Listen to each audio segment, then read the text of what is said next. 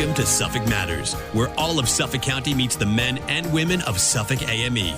News, opinions, and insights you won't hear anywhere else. Here's your host, the president of New York's largest independent union, Suffolk AME's Dan Leveler. Welcome to another edition of Suffolk Matters on Walk 97.5 and 94.3 The Shark, where Suffolk County meets the men and women of Suffolk AME. News and views you can't hear anywhere else. So my guest this morning is the Suffolk County Sheriff, Errol Toulon. Sheriff, thank you for joining us this morning. Thanks for having me on, Dan. And, welcome to the show, first and foremost. But, we should talk a little bit about, your background and how you became the Suffolk County Sheriff. And I know that's a much longer story. I know from your very early days and some of the folks that you work with all the way up to now. But it's probably good for people to have an understanding of, how you came to be here. Well, I think one of the things is I was probably very qualified. I started my career in 1982 as a New York City correction officer and completed as the Deputy Commissioner of Operations. So 25 years in the Department of Correction pretty much prepared me for this role. But in September of 2017, I was asked to run for sheriff with only 53 days to go before Election Day. Very daunting task. I didn't think I was going to be elected. But was very fortunate on Election Day to be up by 1,300 votes. And there was 25,000 ballots that had to be counted, absentee ballots that had to be counted. And the first week of December, I was declared the winner and the new Suffolk County Sheriff. Yeah, and I remember those days. Very interesting way to kind of start that job, right? First of all, starting behind, with such a short runway, to try and figure out your campaign, and then have to hurry up and wait to figure out what's what. But listen, it's been great, and I think people in Suffolk County are fortunate to have you. We know we're happy to work with you as our partner on the other side, on the labor issues and whatever else. But again, being the sheriff, it's different than police work, right? And so. I guess the way I look at it, law enforcement in general encompasses a lot of things, and I look at some of the things that, AME members do in other departments as part of law enforcement as well, because there are laws on the books that prevent certain things from happening, and rather than, uniformed police officers or deputy sheriffs coming out and dealing with those things, AME members deal with those things. But what's unique in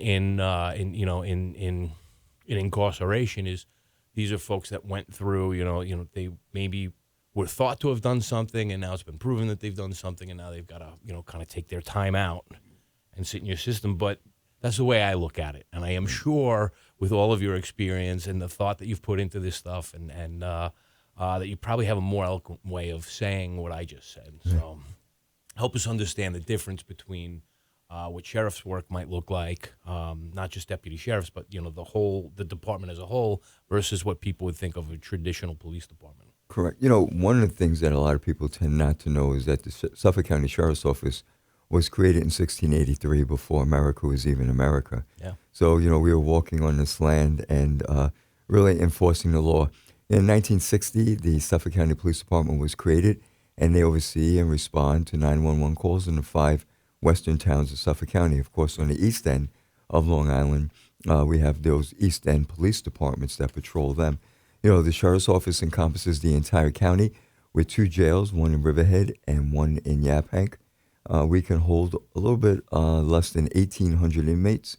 We're not nearly at that capacity. We're at 961 this morning. But, our deputy sheriffs are sworn police officers. They go through the same academy as any other police officer that's patrolling Suffolk County, whether it's the Suffolk County Police Department, Southold, Southampton. But more importantly, some of our roles are we have a domestic violence bureau. We have a warrant section. We issue the pistol licensing to anyone on the 5 eastern towns of Suffolk County. Mm-hmm. We have a Marine Bureau that patrols from Memorial Day basically to Labor Day. Our deputy sheriffs also of course, transport inmates back and forth from our jails to our courts and also to hospitals. So it's really, so many different things. We also do evictions, of course, and also ERPOs, which are extreme risk protection orders. So if the courts deem, because of some threat, someone that may have a firearm needs to be confiscated until they can go before a judge, and that's usually within a 72-hour time frame. We will remove that weapon until they can go before the judge, just for the safety of themselves or any other people they may be in contact with. Yeah, I mean, that's a lot in and of itself. And then to add to that, obviously, this isn't a 9-to-5 operation. The system in general is, 24 hours a day, 7 days a week, 365 days a year. Leap year, we'll skip around on that a little bit. But anyway, the fact is, that's probably got its own unique challenges in finding people to come in. And again, you have corrections officers, you have deputy sheriffs that are working outside of the jail, as well as chain of custody in and out. And then you have the AME members that are dealing with various functions, some of that medical, some of it clerical, all of those different aspects of what needs to be done. And you've got to find the right people to come in and work that system. So love to talk about some of the challenges there and finding the right people to come to work. It is a challenge, not only for recruitment, but also retention. I know County Executive Romaine is really making it an effort to assist us in making the job more attractive for individuals, correction officers and deputy sheriffs. One of the things that I was able to change in our department was we do not call our non-sworn staff civilians anymore. We call them our professional staff. They are professional employees. We want to make sure that they're respected in that manner. Yeah. And so they're vitally as important to our organization as to the men and women that are combating crime or patrolling our jails.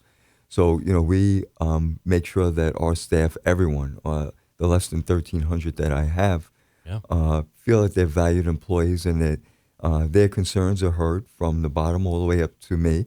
Right. And if we can do anything to, no one's job is easy, but make it more comfortable and more manageable, which is more important.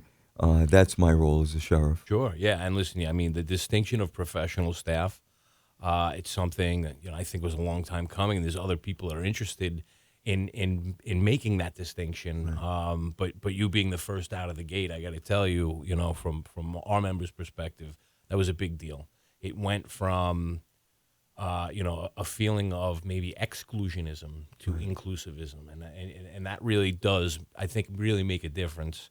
And especially in a system like this, where everybody needs to function as a team. And I think that's why it's important when you say that, you give a lot of thought to how can you be supportive to the rest of the group, because everybody knowing that every player on the team is part of the team and working together really makes this a unique type of job. Right. And, a lot of people don't see the behind the scenes of what your executive board, your delegates all do to make sure that we're all working together as one.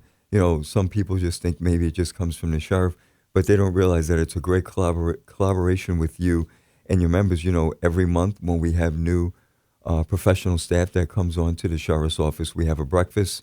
Yeah. Of course, you or your executive board are in attendance, and it's really just an informal way of getting to know the new people coming onto our organization, but more importantly, them knowing who the sheriff is and feel hopefully that I'm approachable if they do have any issues. And, just speaking to the type of work you do, we got into the little history of how tough it was to get into the job in the first place, circumstantially very tough to get into the job. And I mentioned at that time that we're happy that you're here, and here's one of the reasons why.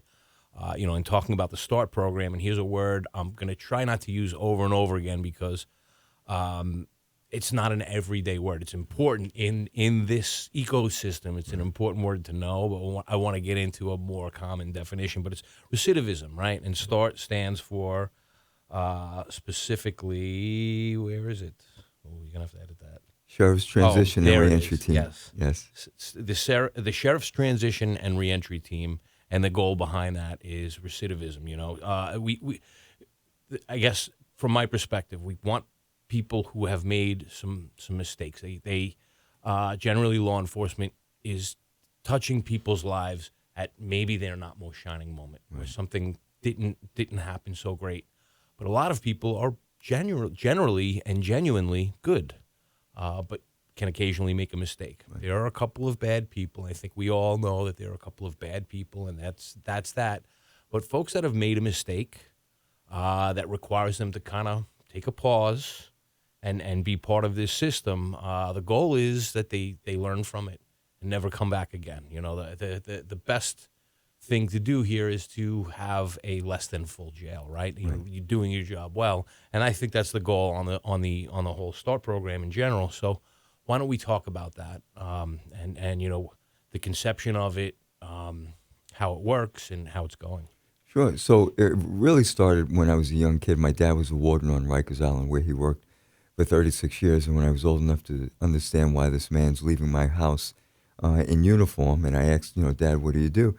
He said that, he's a New York City correctional officer. And I said, well, what do you do? And he said that we rehabilitate men and women who are in jail. So the concept and notion that they're bad people, we throw away the key, we lock them away forever, was really non-existent when he said that to me. Of course, as you mentioned earlier, we do have bad people. 85% of the men and women that are in custody in the Riverhead and Yaphank facility are returning back to our community. 15% will be going to a state prison.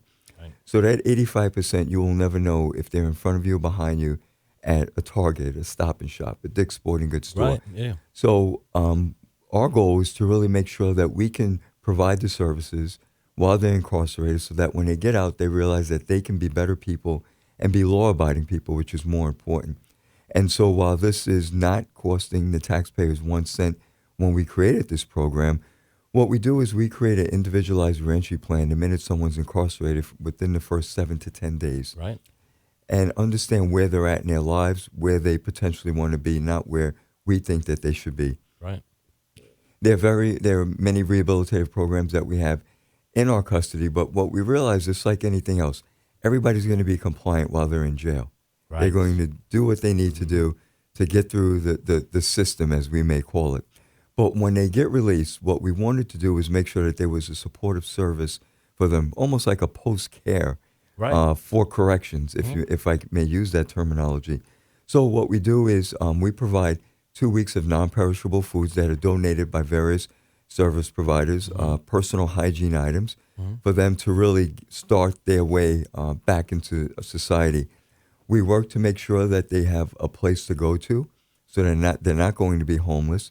We will help them with job placement. We will help them with resume building, parenting skills, homelessness, mental health issues, substance abuse issues. We want to coordinate all of those efforts when they return back to the community, so that the continuation of care from what they were receiving in our facilities continue back into society. And one of the great things is that even if someone has come from state prison, or someone has returned or was incarcerated or had some sort of interaction with law enforcement in another state and resides in Suffolk County, they can reach out to us. Now, let's just say you left our Yaphank facility 6 months ago and you lost your job. That individual can reach out to the correctional officers in the START Resource Center, and we can then start all over again to try and help him or her obtain some employment. And one of the things that I find very unique and satisfying is the fact that they're talking to correctional officers, men and women that at one point closed the gate and opened the gate for these men and women now who are now back in our community. And the trust that has occurred is something that I feel is growing, not only amongst the incarcerated individuals, because we're now connecting the spouses and children to various services that they may need also. On an emotional level, it is the goal is to pass along hope and not despair, right? So you're going to come through this. This is, you have your dark moment. You've got your time out, and then stepping back out in the world, you feel supported. I mean, some very simple things you said there. But one of which, obviously, in my wheelhouse and conversations you and I had early on, was the economic side of things and what it meant for someone to leave the system and know that they had employment. Or would they, again, desperation sometimes creates desperate behavior. And so if you're going back out in the world and, now, as you touched on, your family knows, your spouse, the people closest to you kind of have some understanding and have touched against this START program. but also the the economic side of things going the way that you've set it up, and again providing that hope instead of despair. I think there's a lot to be said about that. Now, and again, I guess a question for me: corrections across the country. There's bunches of different ways to do things and whatever else. I know you keep on top of all of that stuff, but are there a lot of programs like this coast to coast? Were there when you started, and is it something that's growing now? This concept.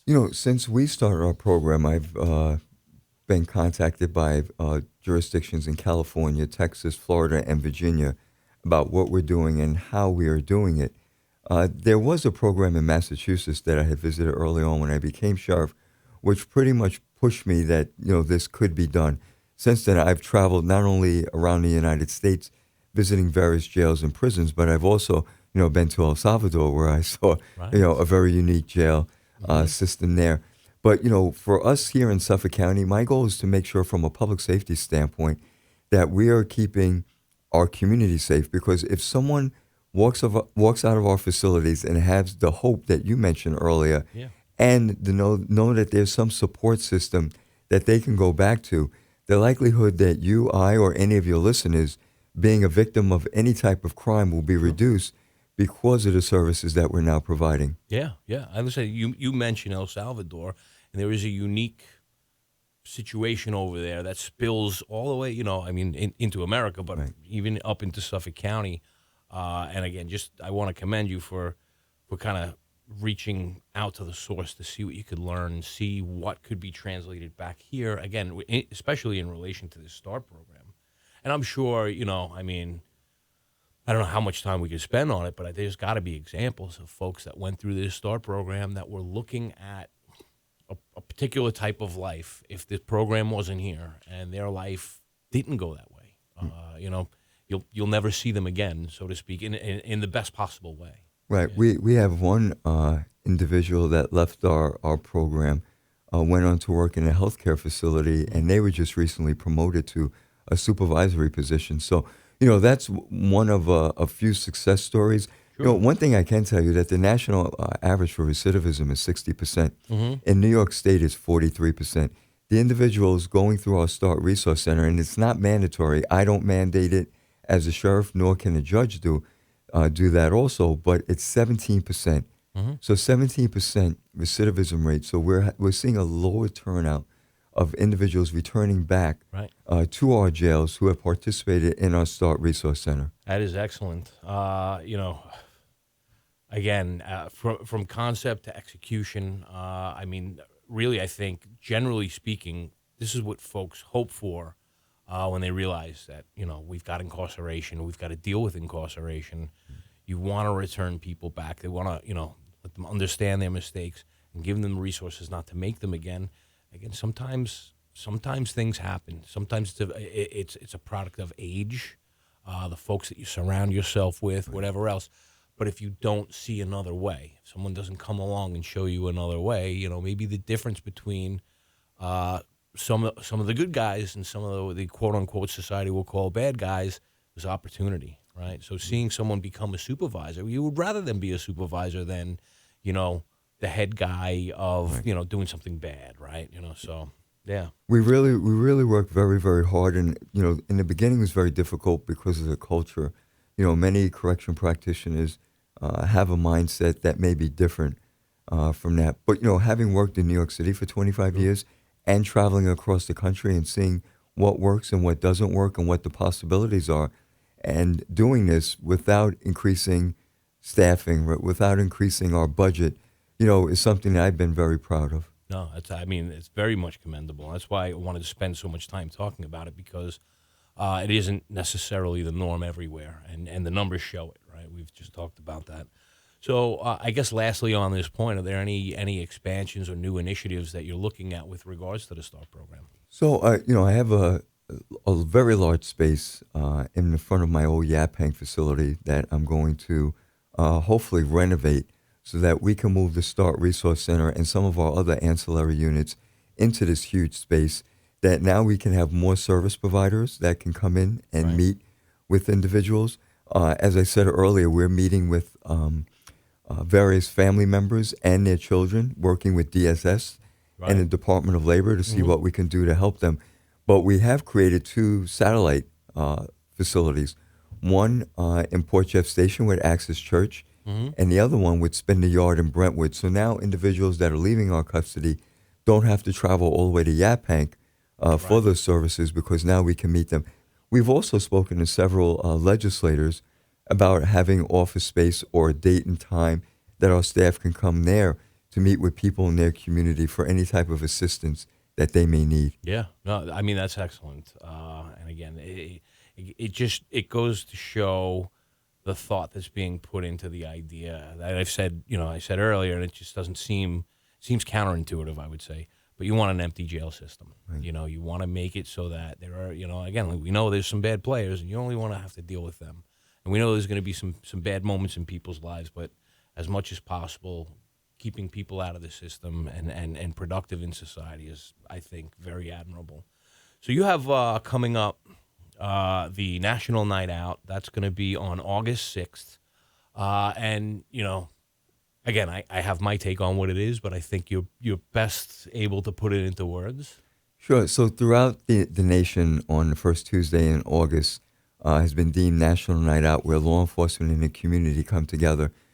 For us in the Sheriff's Office, it's a great opportunity for people in our community to come meet the men and women that work in the Sheriff's Office, talk to them, see some of the equipment that we have. Of course, we're going to have an animal farm this year. We're going to have our softball game. There's going to be hockey, in a hockey rink, of course, on foot. So, there's a lot of opportunities for people to come. And over the last several years, from the time we had our first one into now, it's really grown exponentially, where I think last year we had a little bit less than 3,000 people. This year we're looking to top that. That's excellent. No, I got to remember, I remember going to these, and don't hold our softball team against us.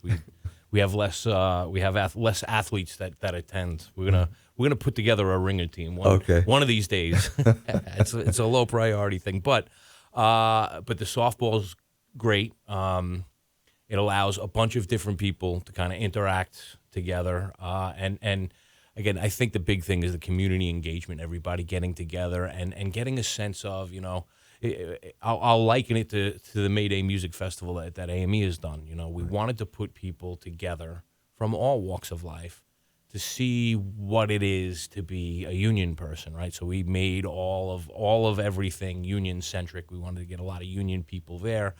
But in general, folks were just hearing about unions in a negative light based on what articles, were being written, and that's what sells papers and whatever else. And I said, well, they're not going to understand why we keep saying this is such a good thing if all they hear is the bad thing. So let them just come out themselves and experience what the day is like.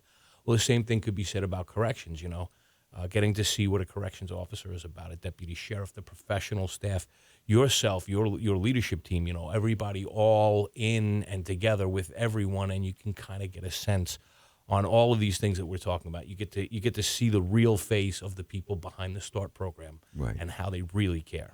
And we could not have done this, without the partnership of Brookhaven Town. Supervisor Panico, Councilwoman Jane Bonner, Councilman Mike Laguercio have really been instrumental in keeping this going every single year. The Ridge Fire Department has been tremendous. It's at Fireman's Park in Ridge, but the Ridge Fire Department has really been a great partner with us, on this venture. We can't we couldn't do it without either one of those two partners, but we can't thank them enough. None of this really matters if people don't show up, right? And we're trying to get more and more numbers in the whole nine. So what's the best way for anybody listening that wants to come out and wants to see, what this is all about and participate in the events of the night? How can they do that? Well, they can reach out to me. They can by email, Suffolk _ sheriff at SuffolkCountyNewYork.gov. Would probably be the best way if they have any questions. We'll have many vendor tables that are available. We're not looking for salespeople, but people who can service the community, in the best way possible. So we have many partners that will be there. Also, I think I mentioned that animal farm. So I'm really looking forward to it. And more importantly, I participate with the kids in a tug of war against my guys. That's excellent. That's excellent. And I want to give that email address out again. It's Suffolk_sheriff@SuffolkCountyNY.gov. Correct. And, if you work for Suffolk County government, you have to give out your email address quite a bit, and you will talk to people later on and say, hey, you never got back to me. And sometimes they forget, like it's the at SuffolkCountyNY.gov part always seems to get messed up. So I just wanted to put it back out there. Thank you. So, I guess in context of all the things that we've been talking about, how important is community engagement to your office, just in general? It is very important to me. Since I became sheriff, I've visited 1 to 2 schools per week, talking to students about a multitude of things. I've been to senior centers, firehouses, for I guess, really for individuals to understand what the Suffolk County Sheriff's Office does and how we can help them is really what my goal is. If you come into my Yaphank facility, if you're seated in the waiting room, it says, my goal is to get to the kids before they get to me, because I'd rather see the kids out in the community center, ball field, or church, rather than the 4 walls of my 2 facilities. So, we have a robust community relations unit that's participating in many, many different activities throughout the county. And if you want us to participate in some event that you may be having, please reach out to that same email. We'll be happy to make sure we have staff there, whether it's child ID cards, medical ID cards, or even a car seat program, McGruff, whatever you want. We will make sure we can accommodate you. And I'm going to give the email address again because it is complicated. Suffolk_sheriff@SuffolkCountyNY.gov. So it's very important, I think. We hear a lot about, in the law enforcement community, we hear a lot about establishing trust, right? And having law enforcement and the community have some trust in each other. But a lot of people get their education as to what corrections may be, law enforcement may be, or whatever else, through TV, movies, talk. Maybe they hear about something that happened in their community and they're getting it second, third, fourth, fifth hand, and all of those types of discussions. So I really do want to commend you for putting all the effort that you've put to getting in front of people and saying, I know what you've heard. Here's what's happening. Right. This is what we're doing. This is why things are the way they are. So I think that's very important. So I guess, we spoke very specifically about Sheriff's Night Out, but are there any other events, community events that you'd like to highlight, that people might want to get involved in? Or I would recommend anyone that's interested. We're now combining our community advisory board with the district attorneys. Okay. So, we had a community advisory board that met once a month. We've then since changed that to every quarter, and now we're teaming up with District Attorney Ray Tierney and his community advisory board, and we're going to do something jointly. So now individuals who want to be part of the community advisory board can ask questions from 2 different agencies. Right. Don't have to join.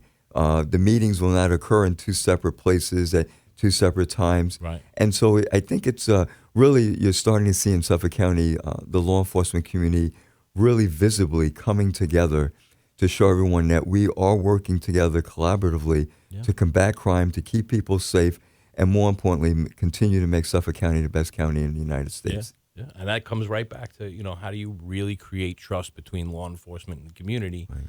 And that's going to be transparency first and foremost, having those honest and open discussions at that open forum. And sometimes tough discussions. Oh, yeah. I mean, listen, you wouldn't want to get involved in those things and ask fluff questions. Right. You would want to go in and need, I think it comes from a need to know what's really going on. And I'm sure you see a lot of community leaders who are also taking questions from, folks in their community. Correct. And they're bringing those forward also. So it can be diverse, and I know what it's like to have to answer questions you're not necessarily expecting. Right.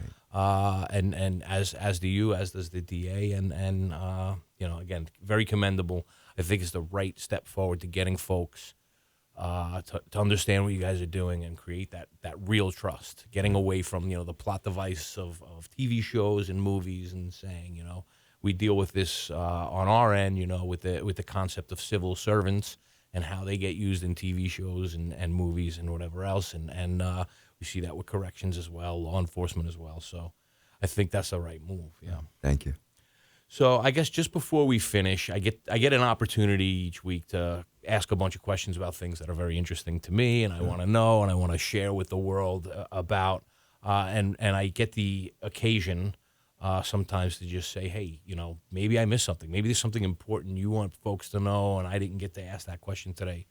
So I'd like to open it to you, just to say, is there something that's important for people to know that I missed today? One of the things you mentioned earlier about TV shows, and no crime is solved in an hour. Right. Right. Yeah. And also, more importantly, when you're watching a video clip on a social media platform that may only be 15, 20, maybe even 30 seconds long, because we've noticed that the adult attention span has been reduced dramatically since the advent of social media.